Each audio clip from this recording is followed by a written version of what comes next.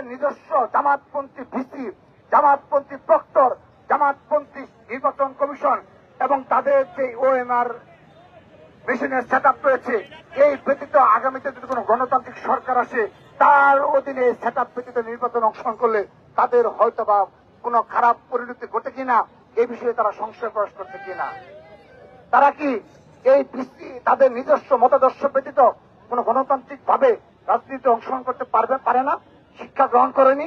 আমরা তাদের নিকট প্রশ্ন রাখছি, কেন তাদের এই ধরনের মব ক্রিয়েট করে আবারও এই যেদিন 22 তারিখ থেকে জাতীয় সংসদ নির্বাচনের প্রচারণা শুরু হবে, তারা এই 20 তারিখে নির্বাচন করতে যাচ্ছে।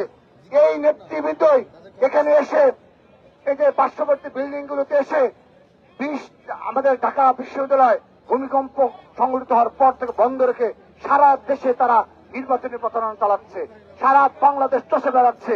22 তারিখে জাতীয় সংসদ নির্বাচনের